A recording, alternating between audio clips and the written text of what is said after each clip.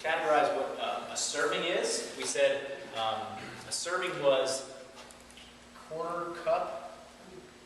Quarter cup? Quarter cup of nuts equals 1 serving and no more. So if you go over 3 in a day, you get minus points. All right? You guys are going to have to get creative on how to get your fat into your diet. There's lots of other ways. Oils, avocados, animal fat. All these things are really, really good for you. And they should be actually making up the bulk of your diet, not nuts. Nuts, people overindulge in, and they are gut irritants. Right? Think of that bag of nuts that you ate, and then like the tummy rumblings you had later. That's not good. That's a sign that you shouldn't be doing it. So, is it 2 tablespoons of nut butter? 2 tablespoons of nut butter. Is the math? It's outlined in here. It's there. It's all there. So nuts, minus 2 points if you do that. Points. Okay. Okay, fruit. Fruit, what's that? Carb. Okay. Is fruit bad? No. Are carbs bad? No. No. Not in principle, right? But what could be a problem with fruit? A lot of sugar in fruit. It depends on the type of fruit you're having, but people can eat a lot of it. So we're kind of, one of the things I said was, I don't want you having more than 2 servings per meal. Okay? So if you go, and we outline kind of what a clear serving is, but if you get the watermelon, you cut it open, you have a few, you eat some more, and the watermelon's gone. Right? That is too many servings in one sitting. And you didn't have any protein, so it's really bad. So that's the number one rule, and that's minus 2 points for that, for each serving over in a meal that you have. Okay? The other one is that carbohydrate. So a meal, let's just do an example meal, breakfast. Eggs, okay? Whole eggs, not egg whites, like the yolk and stuff, which is protein and fat, because it's got a combo. There's going to be combo options in your booklet, right? You know, bacon or sausage, that's a particular combo option. There's protein and fat in that thing that we're going to combo and combine for your protein fat in one piece of food. And then you have strawberries. Right? So that's a good meal. It's got your protein, fat, and carbohydrates. But you just had fruit as your carbohydrate source. So that's the only time of day that you get to do that. You get 1 meal a day where when you eat a meal, you're getting your carbohydrates strictly from fruit. This is to get you guys more involved in cooking. Okay? Because what's easier to prepare? An apple or the broccoli that's sitting over here? The apple.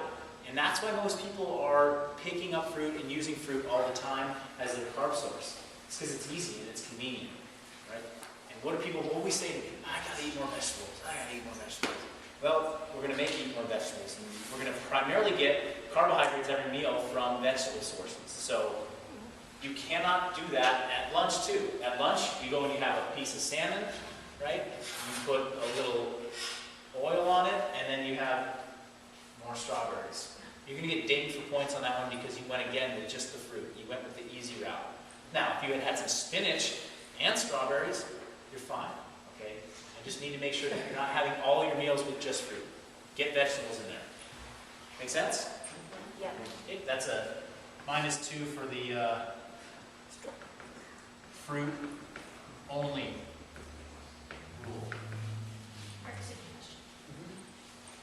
Yeah. Is raw vegetable better or worse than cooked vegetable? When you eat a bunch of raw vegetables, does your stomach feel crappy? Only if you mix them. If you eat one at a time. Some people, right? He says, no, I eat a big raw salad, I feel something wrong in my gut, right?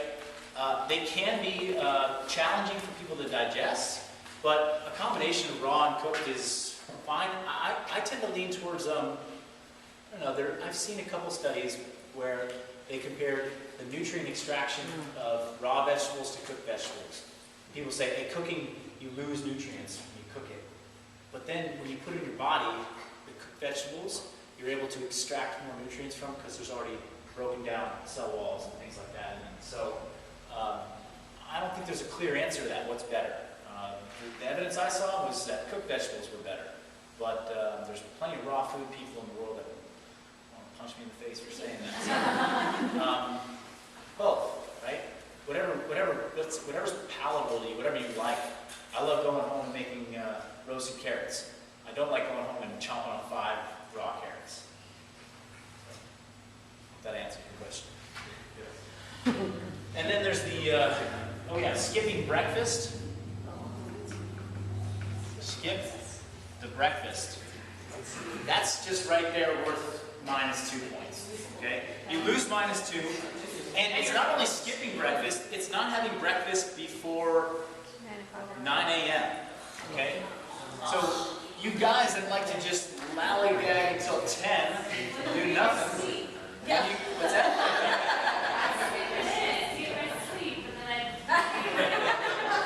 Get to bed earlier. Okay, and then finally, there is a certified cheat food list in here that if you have anything off that list, you get negative points. So there's 3 food lists. There's this is what we think is best for you. You get points for that. Then there's we shouldn't be having this stuff. You get 0 points for having that stuff. And then there's this is really probably not the best thing to be eating, and it's really setting you back in the wrong direction more than you think so. And those are the food groups that we're going to give you point deductions for. We call those the cheat foods. You guys know. Where does alcohol fall in all of this? Oh yeah, alcohol. This is the one that Steve is waiting for. Raise the whole board. Yeah, it is clear as it water. What's the deal breaker for me? 3 drinks a week. 3 drinks a week, and you don't get any points taken off. Okay? So a drink is characterized by a 4-ounce glass of wine. 5. Can we say 6? It's specific. Like a 2-ounce shot. You're just gonna go do shots. 40 Or beer. Okay. And if you want to ask me later what's the best alcohol we'll be having for the challenge, I will give you a straight answer. But because people are going to drink, and maybe they want to pick the best stuff that's not going to totally throw them off. And then beyond 3, there are categories of point deductions. So you go up to 5. You go up to 5, and it gets you, I think 3 points off. You go up to 10. 4 to 5, you get -5. 6 to 7, you get -10. And if you go above 7, it's a flat 15-point deduction. And you can just check on it.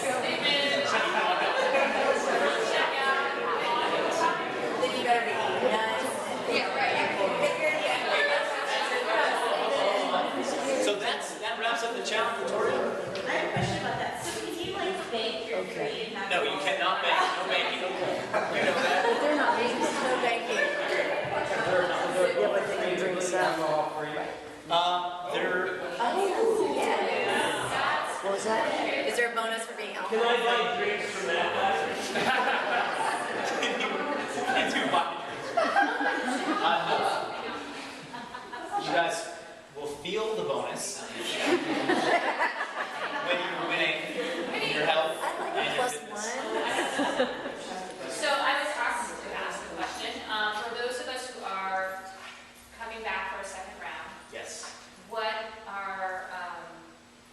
what's different maybe about it? It doesn't really look like there's anything too different, and why would we do it a second time?